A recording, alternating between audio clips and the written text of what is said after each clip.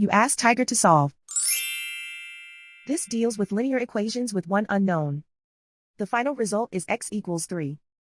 Let's solve it step by step. Group all constants on the right side of the equation. Add 1 to both sides.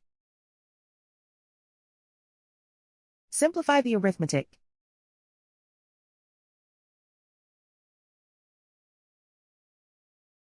Isolate the x.